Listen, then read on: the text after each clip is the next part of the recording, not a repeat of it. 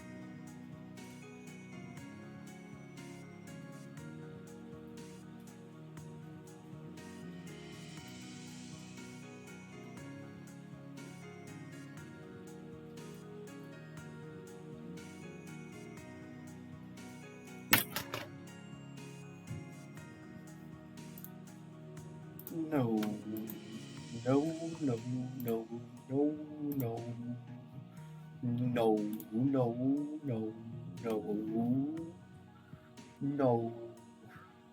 3 more. This one. This law. We. Oh.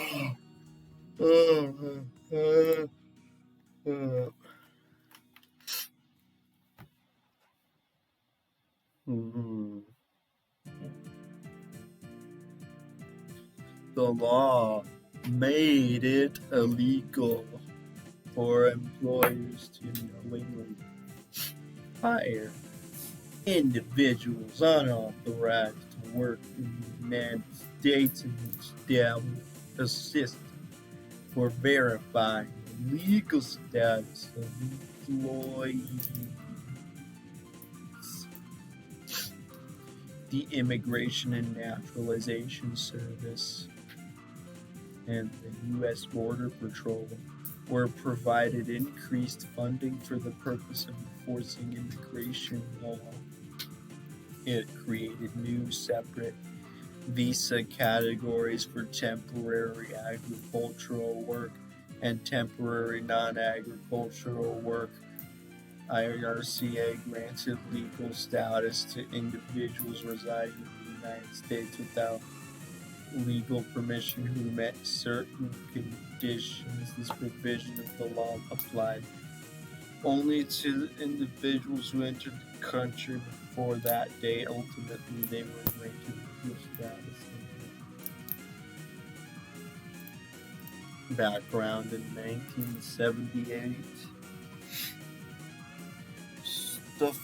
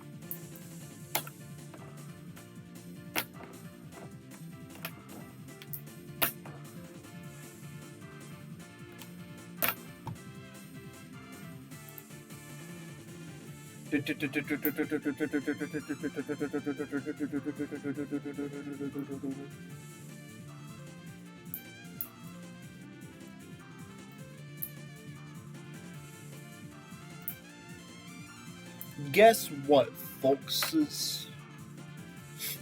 This is their summary. I wish I could copy it, but I can't. So too bad. Too bad, too bad, too bad, too bad, too bad. Too bad, too bad, too bad, too bad, too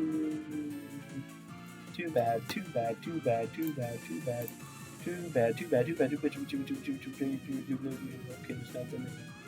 Employment, the immigration, it made it unlawful for any employer to knowingly hire or recruit any individual onto the unauthorized to work in the United States, illegal to use fraudulent entry or work documents.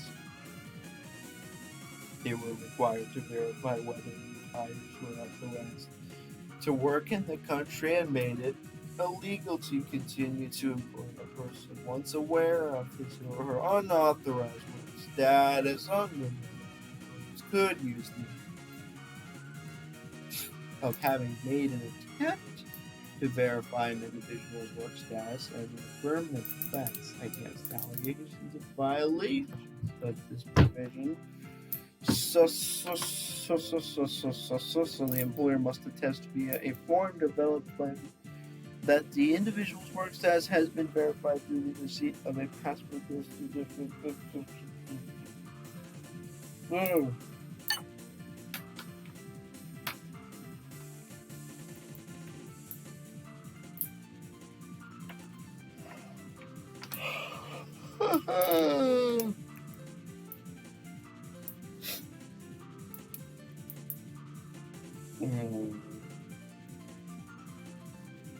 And then they give you penalties for the person.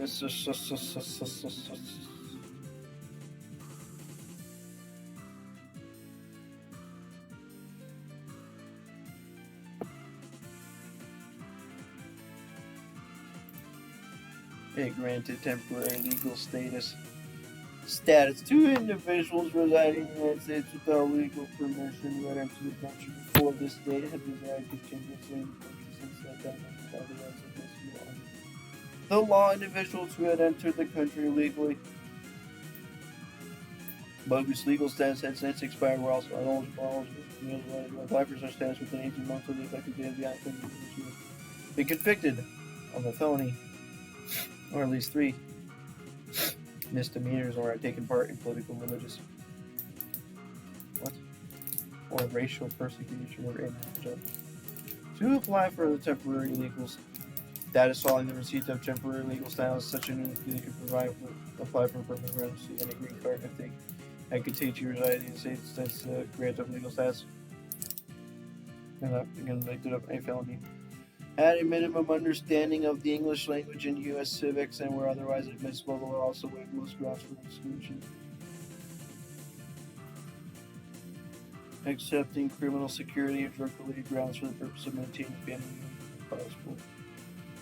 The Washington Post reported that about 2.7 million individuals were ultimately granted legal status under this law.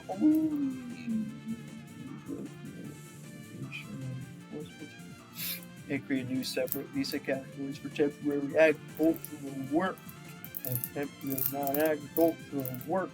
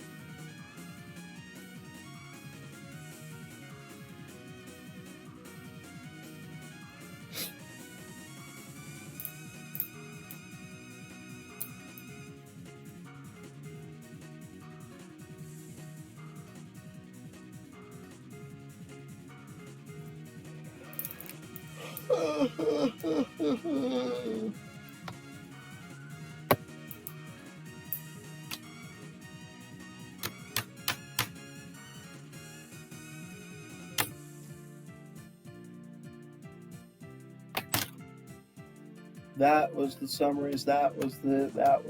That I've done. I just read through that. I just read through. Now we will read through this one. I don't know. The War Hazards Compensation Act.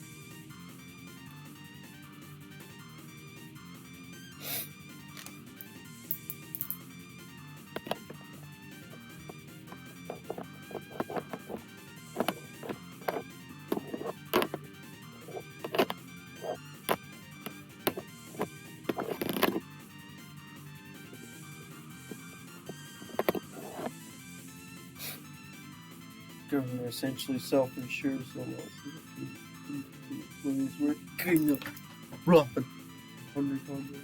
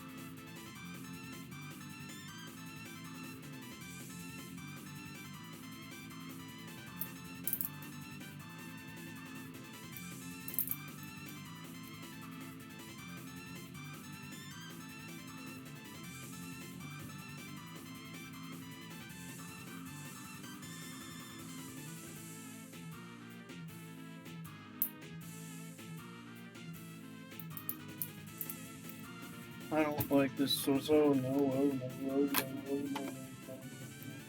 Oh no, oh no, oh no, oh no, and I already was looking for sources. What? Oh my goodness.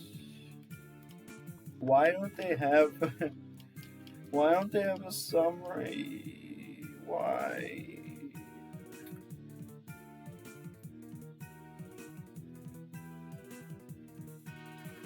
Why do you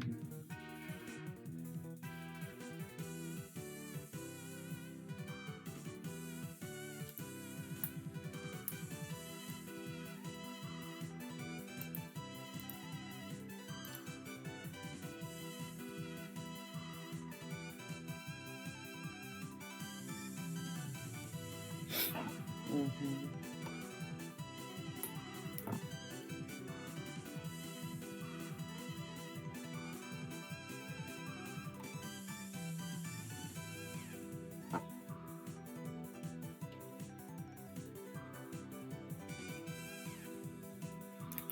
The War Hazards Compensation Act is a system whereby the United States government repays insurance companies for the benefits those companies paid to injured workers if the worker's injuries was caused by a war risk hazard. Then the War Hazards Compensation Act applies.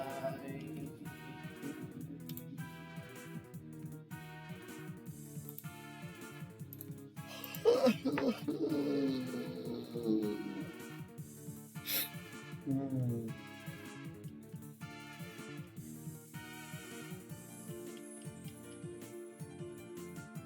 Before the U.S. does the defense is responsible.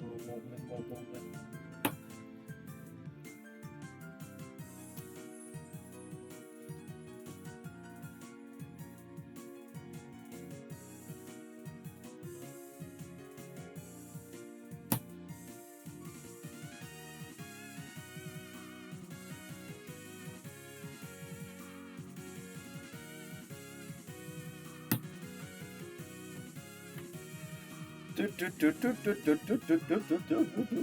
you may know, if a person working for a private employer assisting the U.S. military overseas is injured on the job, then that person would receive workers' compensation benefits through the Defense-Based Act.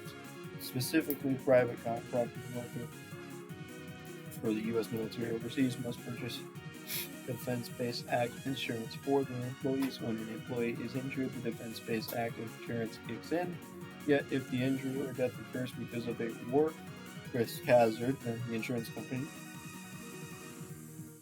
can seek reimbursement from the United States government. That compensation is permitted due to the War Hazard Compensation Act. Accordingly, the War Hazard Compensation Act is a law that allows the United States government to repay insurance workers companies for the benefits that those companies paid to injured workers. Those repayments are only allowed if the worker's injuries was caused by a war risk hazard. Okay, I think this one's better.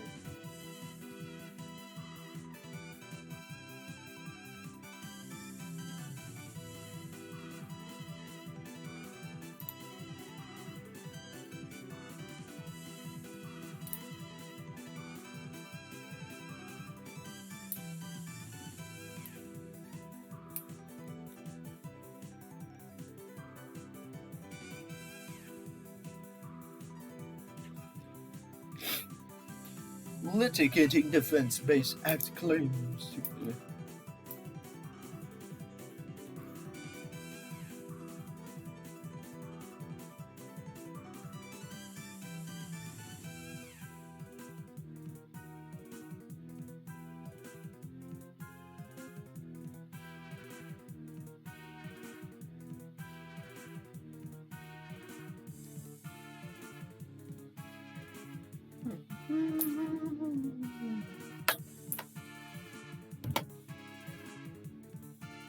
I like this article better. We're gonna use this one. This one sucks.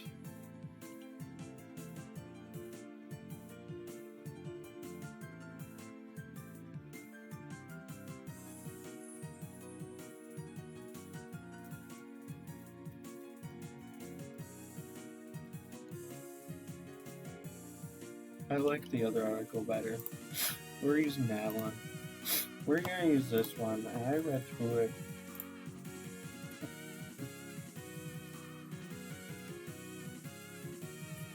We are down to one more. We are down to one more. We are down to one more. We are down to one more. We are down to one more. Oh man.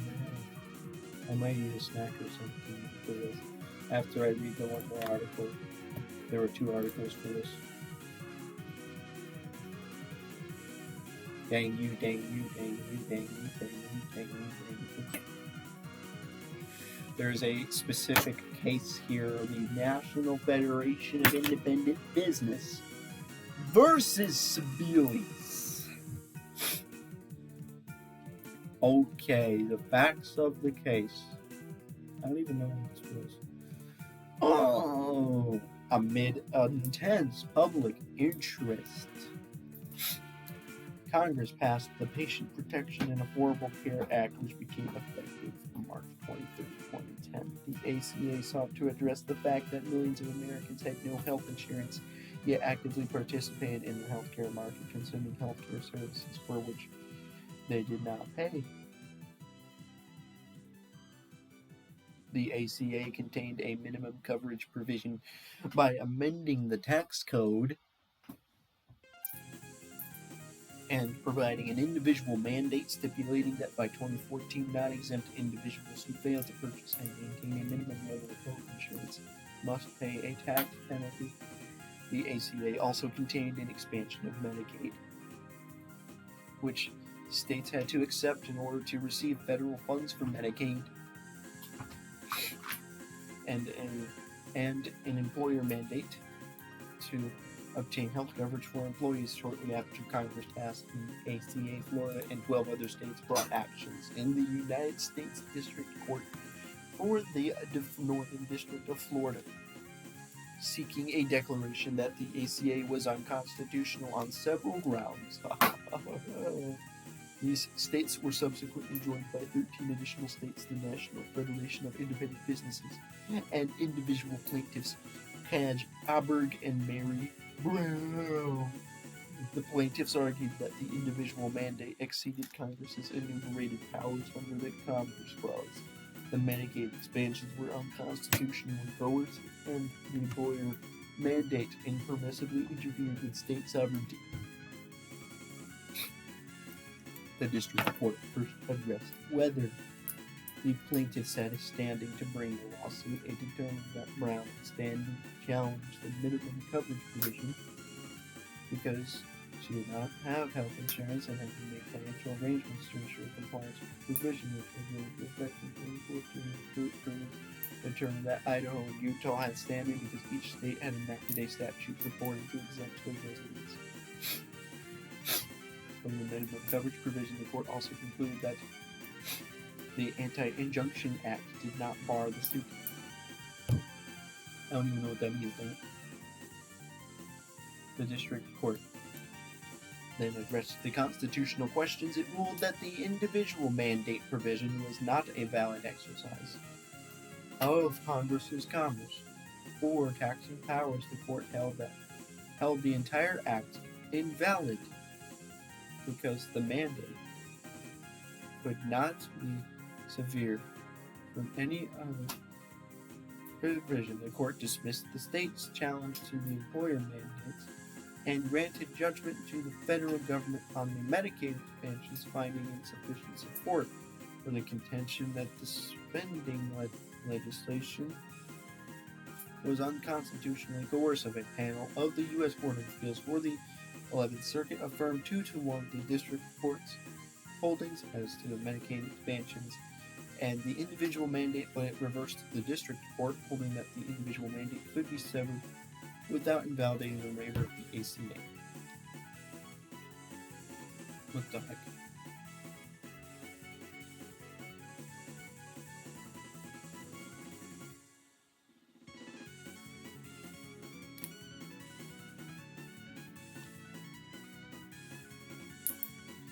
Is the suit button?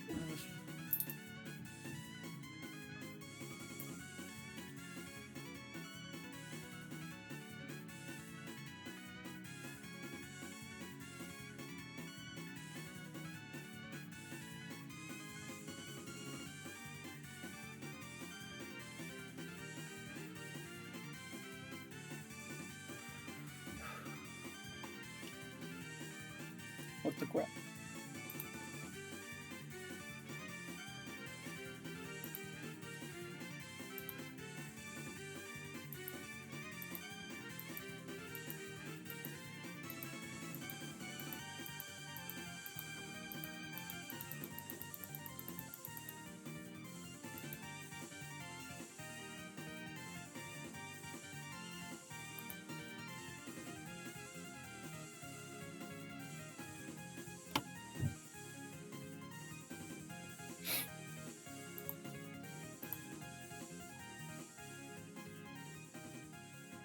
Hello.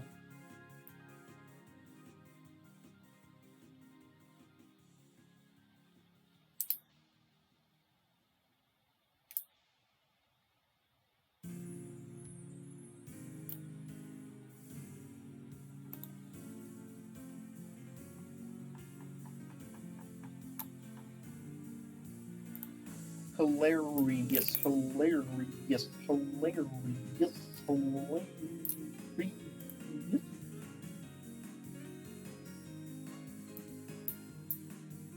Oh, oh, oh, yeah. Roberts.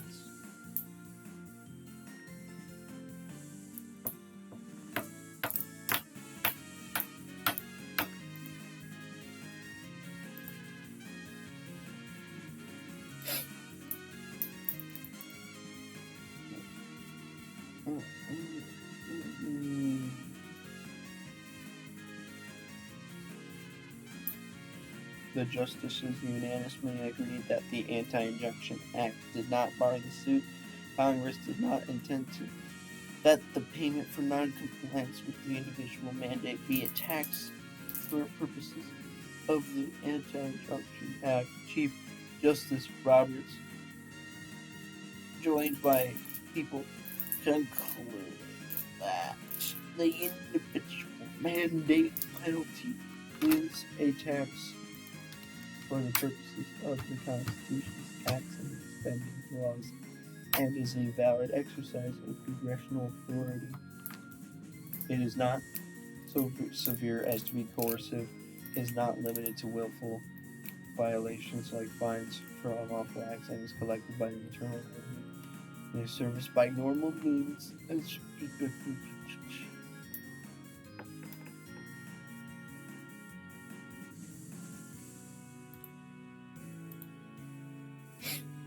Chief Justice Roberts concluded that the individual mandate was not a valid exercise of what?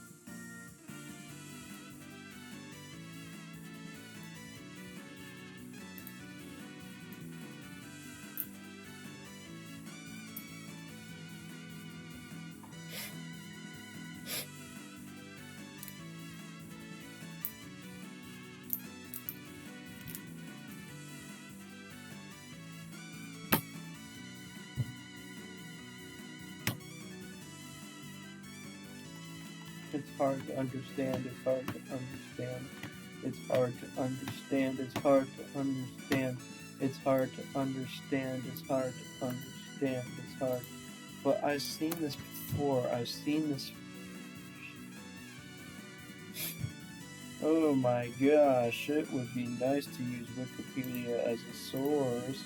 It would be nice, but they're like, no, it's bad, even though it's just about as good as any other source, so gosh dang you.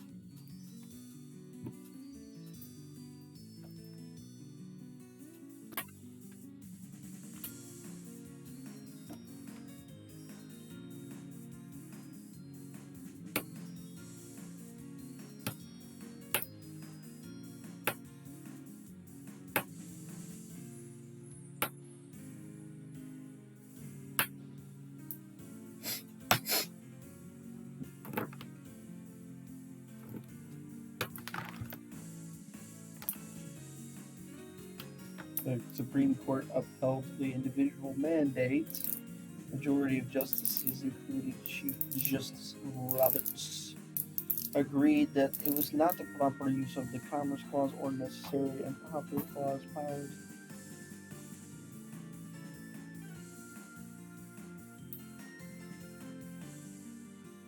But they did not join in a single opinion.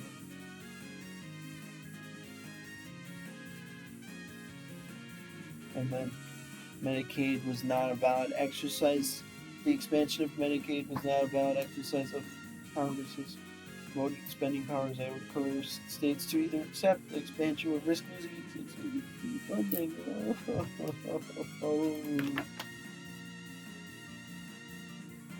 I forgot I had another source. Okay, I'll read the other source and then see if that one's better, because that one was hard to understand. But it's just because it's complicated. So anyway, I understand it kind of, but I need to be able to write a stinking explanation. That's all. Alright. National Federation of Independent Business versus civilian. I don't even get why it's versus civilian. What? And for some reason, I'm tired.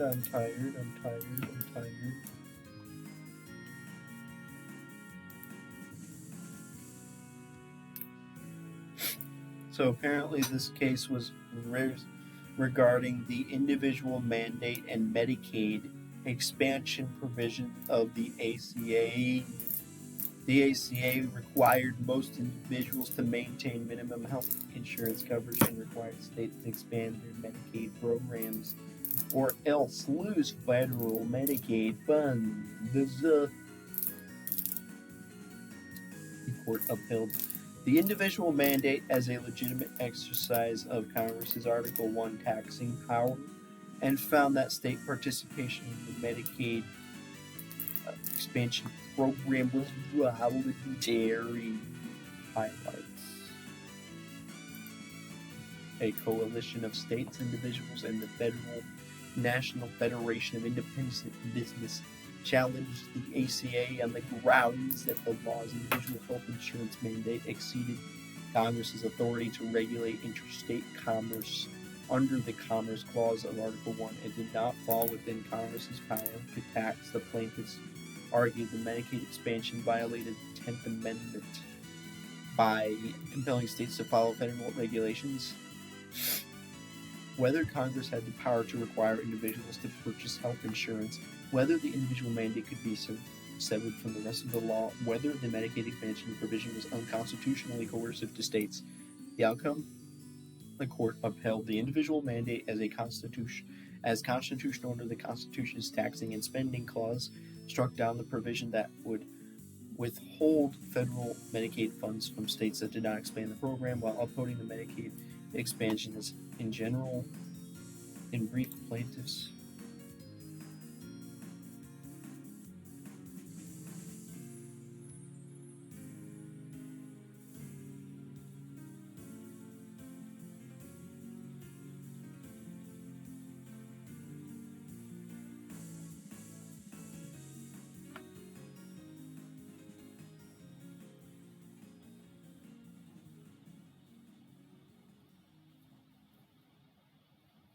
I'd say this is one of the easier ones to get now that I'm reading this article. I'm glad for this article here. Very glad. It's easy to summarize it. The court also found that state participation in the ACA's Medicaid expansion was voluntary, but was silent on the question of whether the individual mandate could be severed from the rest of the law.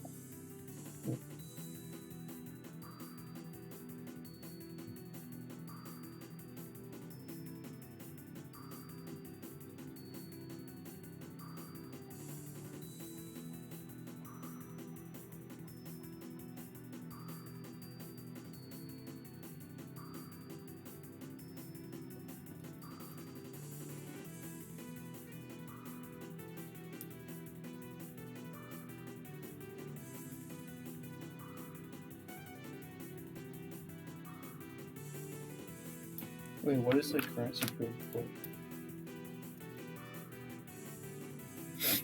1, 2, 3, 4, 4, 4, 4, 4, 4, 4, 4, 4, 4, 4, 4, 4, 4, 4, 4, 4, 4. 4 4 4 4 4 4 4 4 4 4 4 4 4 4 4 4 4 4 4 4 4.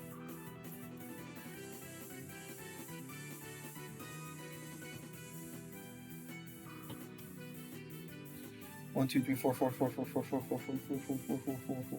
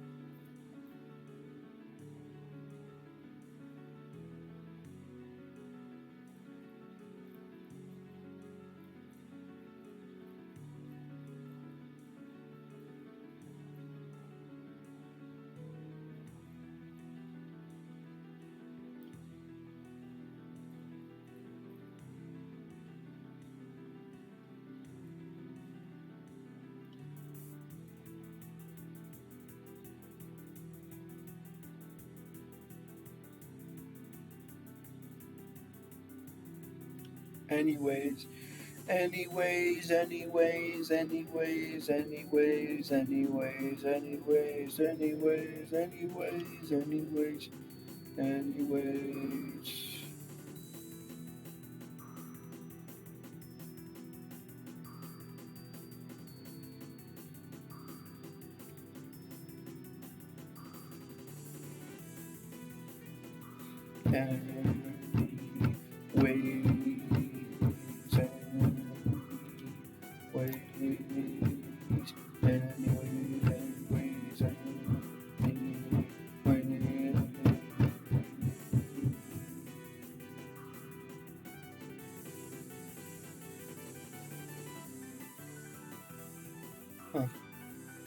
It's very, very interesting because this guy was nominated by a Republican president, and then all these people were nominated by Democratic presidents.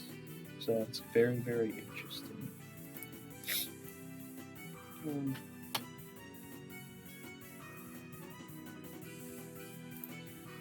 The court upheld the individual mandate as the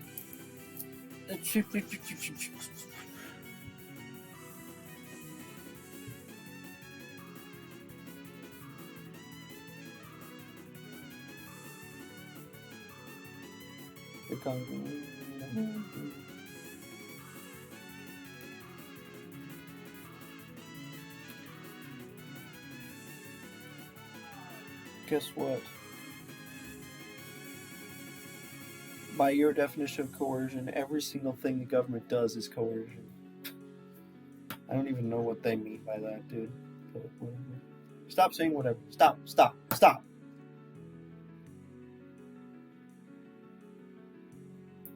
Oh no, what a terrible thing.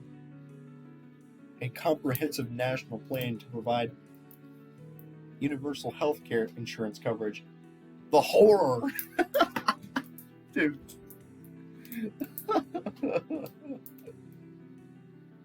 So basically, they changed the Medicaid expansion to be voluntary. Okay. Nice job, guys. Nice job. I don't care. I'm not gonna read the sentient opinion. Who cares? Who cares? Anyways. Oh man, that was much better to read. I've read through every single one. Dang me. It actually only took 40 minutes to read the rest of them. So bye.